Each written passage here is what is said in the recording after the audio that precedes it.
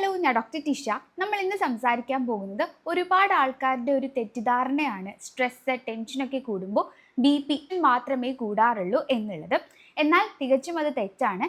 ഈ ഒരു സ്ട്രെസ് അതുപോലെ ടെൻഷനൊക്കെ ഉണ്ടാകുമ്പോൾ കൊച്ചു കുട്ടികൾക്ക് പോലും കണ്ടുവരുന്ന ഒരുപാട് രോഗങ്ങൾ നമുക്ക് ഉണ്ടാകാറുണ്ട്. അപ്പോൾ അതെന്തൊക്കെയാണ് എന്നുള്ളത് നമുക്ക് നോക്കാം. അതുപോലെ തന്നെ മനസ്സിലാക്കേണ്ട ഒരു കാര്യം എന്ന് പറയുന്നത്, ഈ ഒരു സ്ട്രെസ് ടെൻഷൻ നിങ്ങൾ മാറ്റാണ്ട് കൂടെ കൊണ്ട് നടക്കുമ്പോഴത്തേക്കും ഒരുപാട് ഭാവിയിൽ നിങ്ങൾക്ക് മറ്റ് പ്രശ്നങ്ങൾ ഉണ്ടായി കാണാറുണ്ട്. സോ അതൊക്കെ നമുക്ക് ഈ വീഡിയോയിൽ നോക്കാം. കുട്ടികൾക്ക് മുതൽ മുതിർന്ന ആൾക്കാർ വരെ ഈ സ്ട്രെസ് ടെൻഷൻ ഇന്നത്തെ കാലത്ത് ഒരുപാടുണ്ട്, നമുക്കൊക്കെ അറിയാം. അപ്പോൾ അതെന്തൊക്കെയാണെന്ന് നോക്കാം. അതിൽ ഏറ്റവും ആദ്യം പറയേണ്ടതെന്ന് വെച്ചാൽ, നമ്മുടെ ബോഡിയിൽ ഹാപ്പി ഹോർമോൺസ് ഉണ്ട്. സെറാറ്റോണിൻ, ഡോപാമിൻ പോലത്തെ ഹാപ്പി ഹോർമോൺസ് ടെൻഷനും സ്ട്രെസ്സും ഒക്കെ വരുമ്പോഴത്തേക്കും അത് കുറയും. അപ്പോൾ അതാണ് ഏറ്റവും ആദ്യം ശ്രദ്ധിക്കേണ്ടത്. നമ്മുടെ ബോഡിയിൽ സ്ട്രെസ് ഹോർമോൺസും ഹാപ്പി ഹോർമോൺസും ഒക്കെ ഉണ്ട്. ഇതെന്ത് ചെയ്യുക, അതിൻ്റെ ആ ഒരു ലെവൽ താഴെ മാറിക്കോളും. നമുക്ക് ടെൻഷനും സ്ട്രെസ്സും ഒക്കെ കൂടുമ്പോഴത്തേക്കും അത് താഴെ നാച്ചുറലായിട്ട് പയ്യെ ബോഡി എന്ത് ചെയ്യും, സ്ട്രെസ്സും ടെൻഷനും കൂടി ഹാപ്പിനെസ്സും ഒക്കെ കുറയുമ്പോഴത്തേക്കും മാറ്റും. അപ്പോൾ സ്ട്രെസ് ഹോർമോൺസ് കൂടും. ഈ കോർട്ടിസോൾ, അഡ്രിനാലിൻ പോലത്തെ സംഭവങ്ങളൊക്കെ കൂടുകയും സെറാറ്റോണിൻ, ഡോപാമിൻ കുറയും. ഇവിടെ നിന്നാണ് ആ ഒരു സ്റ്റാർട്ടിങ് നമുക്ക് തുടങ്ങുന്നത്, നമ്മുടെ ബോഡിയിൽ ആ ഒരു ചേഞ്ചസ് കണ്ടുവരുന്നത്. അപ്പോൾ ഈ ഒരു സ്ട്രെസ് ഹോർമോൺസ് കൂടുമ്പോഴത്തേക്കും സ്വാഭാവികമായിട്ട് കണ്ടുവരുന്നത്, നമ്മൾ ഫുഡ് കഴിക്കുമ്പോൾ ആ ഒരു ബുദ്ധിമുട്ട് കണ്ടുവരും. അസിഡിറ്റി പോലത്തുള്ള പ്രശ്നങ്ങൾ ഉണ്ടാവുകയും ഡൈജഷൻ അത് നല്ല രീതിയിൽ ബാധിക്കുകയും ചെയ്യും.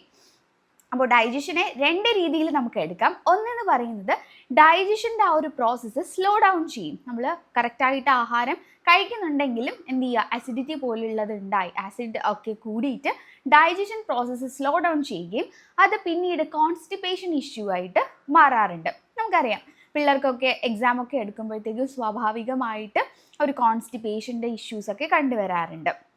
അപ്പോൾ ഇത് സ്ഥിരമായിട്ട് തുടരുകയാണെന്നുണ്ടെങ്കിൽ അത് നല്ല രീതിയിൽ ശ്രദ്ധിക്കണം. ബോഡിക്ക് മറ്റ് പ്രശ്നങ്ങൾ ഉണ്ടാവാറുണ്ട്. ഇനി മറ്റ് ചില കുട്ടികൾക്ക് നോക്കുകയാണെന്നുണ്ടെങ്കിൽ ഫുഡ് ഡൈജഷൻ പ്രോസസ്സ് ഭയങ്കര ഫാസ്റ്റായിട്ട് നടക്കും അല്ലേ. നമ്മൾ ഫുഡ് കഴിക്കുമ്പോഴത്തേക്കും തന്നെ നമുക്ക് ഒരു ബാത്റൂമിൽ പോകാനുള്ളൊരു ടെൻഡൻസി ഉണ്ടാവും. അത് IBS, ഇറിറ്റബിൾ ബവൽ സിൻഡ്രോം എന്ന് പറയും. അപ്പോൾ കോൺസ്റ്റിപ്പേഷൻ്റെ രീതി വരുമ്പോഴത്തേക്കും പൈൽസ് ഉണ്ടാവാൻ ചാൻസ് ഉണ്ട് ഭാവിയിൽ. അതുപോലെ തന്നെ IBS, ഇറിറ്റബിൾ ബവൽ സിൻഡ്രോം ഇന്നത്തെ കാലത്ത് ഒരുപാട് പേർക്ക് നിങ്ങൾക്കൊക്കെ അനുഭവം ഉണ്ടാവും. ഈ ഒരു പേര് ചിലപ്പോൾ അറിയുന്നുണ്ടെങ്കിലും ഈ ഒരു ഇഷ്യൂയിലൂടെ നിങ്ങളെല്ലാം കടന്നു ഉണ്ടാവാറുണ്ട്. സോ ഇതാണ് മെയിനായിട്ട് സ്ട്രെസ് ടെൻഷനൊക്കെ ഉണ്ടായിപ്പോഴത്തേക്കും അസിഡിറ്റി കൂടുകയും ആ ഒരു ഡൈജഷൻ പ്രോസസ്സിനെ ബാധിക്കുന്നത്. ഇനി മറ്റൊന്ന് പറയുകയാണെന്നുണ്ടെങ്കിൽ ആൻസൈറ്റി, ഡിപ്രഷൻ, വിഷാദരോഗം ഉള്ളവരാണ്. നമ്മൾ തമാശയ്ക്കൊക്കെ കുട്ടികൾ പോലും എന്ന് പറഞ്ഞ് കേൾക്കാറുണ്ട്, എനിക്ക് ഭയങ്കര എന്താ പറയുക വിഷാദമാണ്, ഡിപ്രഷനാണ് എന്നൊക്കെ പറഞ്ഞ് കേൾക്കാറുണ്ട്. ഈ ഒരു ആൻസൈറ്റി എന്ന് പറയുന്നത് അതിൻ്റെ മറ്റൊരു രീതിയാണ്.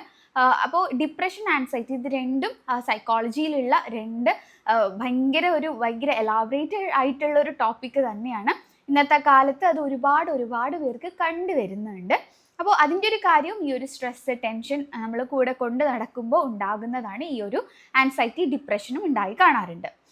മറ്റൊന്നെന്ന് പറയുന്നത്, നമുക്കൊക്കെ അറിയാം, ബ്ലഡ് സർക്കുലേഷൻ ബോഡിയിൽ കുറയും. നമുക്ക് ടെൻഷനും സ്ട്രെസ്സും ഒക്കെ ഉണ്ടാകുമ്പോഴത്തേക്കും ബ്ലഡ് സർക്കുലേഷൻ കൂടാനും ബ്ലഡ് സർക്കുലേഷൻ കുറയാനും ചാൻസ് ഉണ്ട്. സ്വാഭാവികമായിട്ട് കൂടി കാണാറുണ്ട് ഒരുപാട് പേർക്ക്. അതുപോലെ തന്നെ ബോഡിയിൽ ആ സർക്കുലേഷൻ കുറയാനും ചാൻസ് ഉണ്ട്. നമ്മുടെ ബോഡി പ്രോപ്പറായിട്ട് ആക്റ്റീവ് ആയിരിക്കില്ല. പിന്നെ അതുപോലെ തന്നെ ഉറക്കക്കുറവ്, സ്ട്രെസ് ടെൻഷൻ ഉണ്ടാകുമ്പോഴത്തേക്കും നമുക്ക് ഉറങ്ങാനേ പറ്റില്ല. കാര്യം നമ്മുടെ ബോഡി എപ്പോഴും എന്താ പറയുക, ഏതോ ഒരു ലോകത്താണ്. എന്തൊക്കെയോ ആലോചിച്ച്, എന്തൊക്കെയോ നമ്മുടെ ജീവിതത്തിൻ്റെ ഭാവി, ഭൂതം, വർത്തമാനം ഇതൊക്കെ ആയിരിക്കും നമ്മുടെ മനസ്സിലൊക്കെ കൂടെ പോകുന്നത്. അപ്പോൾ അതൊക്കെ കാര്യം തന്നെ നമ്മൾ ഉറക്കം, കുട്ടികൾക്കും ഒന്നും ഉറക്കമില്ല. കുട്ടികൾ 8 മുതൽ 10 മണിക്കൂർ വരെ എങ്കിലും ഉറങ്ങണമെന്ന് പറയുമ്പോഴും ആരും അങ്ങനെ ഉറങ്ങാറില്ല. കാര്യം പഠിത്തത്തിൻ്റെ സ്ട്രെസ്സ്, മറ്റെന്തെങ്കിലും കാരണത്താലൊക്കെ അവർക്ക് ഉറക്കമില്ല, മുതിർന്നവർക്ക് ഉറക്കമില്ല. അതാണിന്ന് കണ്ടുവരുന്നത്.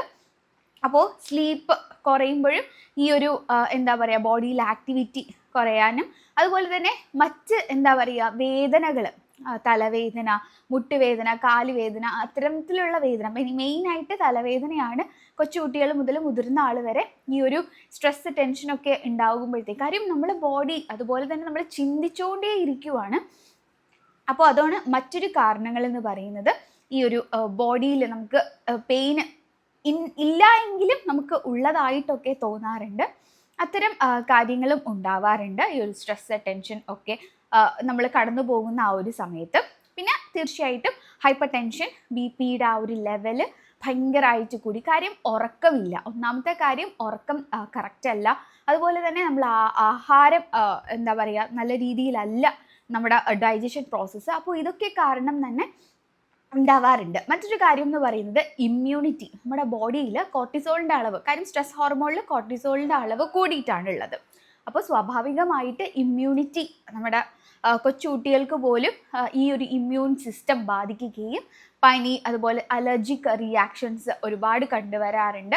ഈ ഒരു സ്കിൻ ഡിസീസും ഈ ഒരു സ്ട്രെസ് ടെൻഷൻ കാരണം ഉണ്ടാകുന്നുണ്ട് എന്നാണ് പഠനങ്ങൾ തെളിയിച്ചിട്ടുള്ളത്. സ്കിന്നിൽ വരുന്ന ഡിസീസ് അത് മാറാതെ തുടർച്ചയായിട്ട് റെക്കറൻ്റ് ആയിട്ട് വന്നുകൊണ്ടിരിക്കുക, അതും ഈ ഒരു ടെൻഷനൊക്കെ നമ്മൾ കൊണ്ടു നടക്കുമ്പോഴത്തേക്കും പഠിക്കുന്ന കുട്ടികൾക്കൊക്കെ സ്കിന്നിൽ അലർജിക് റിയാക്ഷൻസ്, അതുപോലെ തന്നെ തുമ്മൽ, കഫം, ഇതൊക്കെ എപ്പോഴും റെക്കറൻ്റായിട്ട് വന്നുകൊണ്ടിരിക്കുന്നതിനൊക്കെ കാരണം ഈ ഒരു ബേസ് ചെറിയൊരു കാര്യമാണ് അല്ലേ. നമ്മൾ ശ്രദ്ധിക്കാതെ പോകുന്ന എന്തൊക്കെയോ കാരണങ്ങൾ നമ്മുടെ തലയിൽ എടുത്ത് വെക്കുക, അതുപോലെ തന്നെ അതിനെ പറ്റിയിട്ട് അമിതമായിട്ട് ചിന്തിക്കുക, ഇതൊക്കെയാണ് ഈ ഒരു സ്ട്രെസ് ടെൻഷനൊക്കെ ഉണ്ടാകുമ്പോഴത്തേക്കും നമ്മുടെ ഇടയിൽ ഉണ്ടായി കാണുന്ന അസുഖങ്ങളെന്ന് പറയുന്നത്.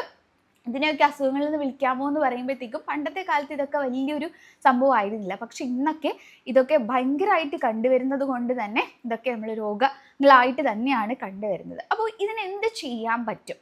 ഇത്തരം കാര്യങ്ങളൊക്കെ പറഞ്ഞപ്പോൾ തന്നെ എല്ലാവരുടെയും മനസ്സിലേക്ക് ഓടി വന്നിട്ടുണ്ടാകും ഇതിൻ്റെ പരിഹാരങ്ങൾ എന്തൊക്കെയാണെന്നുള്ളത്. സിമ്പിളാണ്. എന്താണ് നമ്മൾ ചെയ്യേണ്ടതെന്ന് നമുക്ക് തന്നെ അറിയാം. പക്ഷെ എന്ത് ചെയ്യുക, നമ്മൾ അത്തരം കാര്യങ്ങൾ ചിന്തിക്കാണ്ട് മോശമായിട്ടുള്ള ജീവിതത്തിൽ സംഭവിച്ചിട്ടുള്ള മോശമായിട്ടുള്ള അല്ലെങ്കിൽ ഓർക്കാൻ ആഗ്രഹിക്കാത്ത കാര്യങ്ങളെ പറ്റിയിട്ട് ചിന്തിച്ച് നമ്മുടെ ആ ചിന്ത വഷളാക്കി ആരോഗ്യപരമായിട്ടുള്ള രോഗങ്ങളൊക്കെ വരുത്തി വയ്ക്കലാണ് നമ്മുടെയൊക്കെ സ്ഥിരം. എൻ്റെയും നിങ്ങളുടെ ഒക്കെ ഈ ഒരു പരിപാടി ഇത് തന്നെയായിരിക്കും. അപ്പോൾ നമ്മുടെ ബോഡിയിൽ ഹാപ്പി ഹോർമോൺസിനെ കൂട്ടാനായിട്ടാണ് നമ്മൾ ശ്രദ്ധിക്കേണ്ടത്.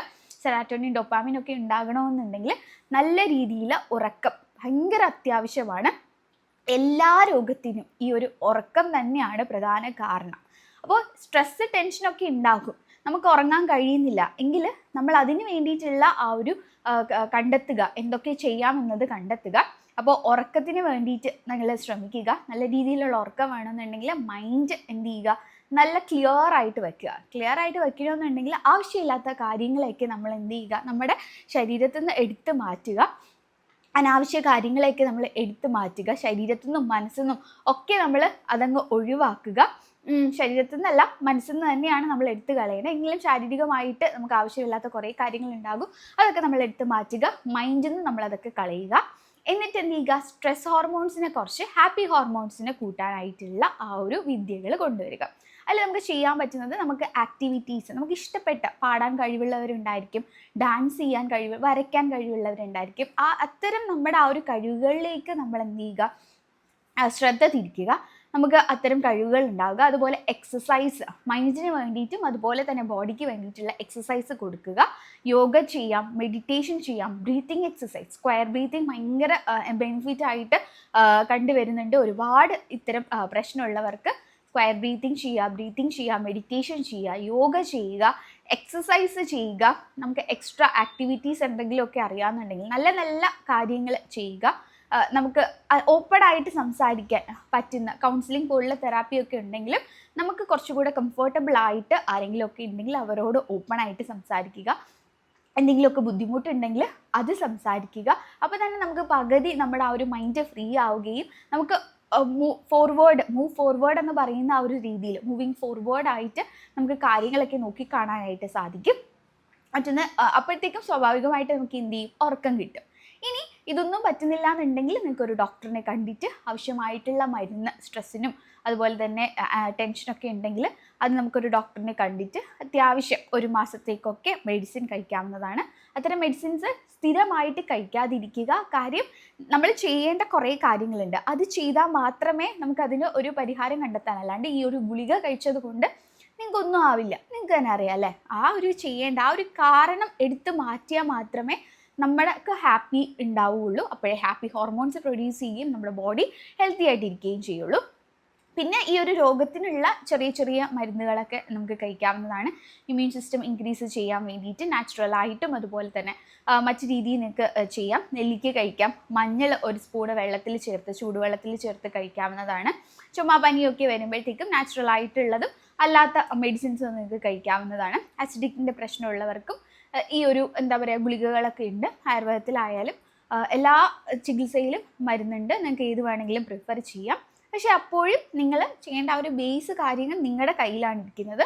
അത് ശ്രദ്ധിച്ച് അത് കറക്റ്റ് ചെയ്യുകയാണെന്നുണ്ടെങ്കിൽ തീർച്ചയായിട്ടും നിങ്ങൾക്ക് എന്ത് ചെയ്യുക, സ്ട്രെസ് ടെൻഷനിൽ നിന്നിട്ട് പുറത്തേക്ക് വരാനായിട്ടും ഹാപ്പി ആയിട്ടിരിക്കാനും ഹാപ്പി ഹോർമോൺസ് നമ്മുടെ ബോഡിയിൽ പ്രൊഡ്യൂസ് ചെയ്ത് ഭയങ്കര ഹെൽത്തി ആയിട്ടും ഹാപ്പി ആയിട്ടും മൈൻഡും ബോഡിയും വയ്ക്കാനായിട്ട് സാധിക്കും. സോ ന്യൂ ഇയർ ഒക്കെയാണ് വരുന്നത്.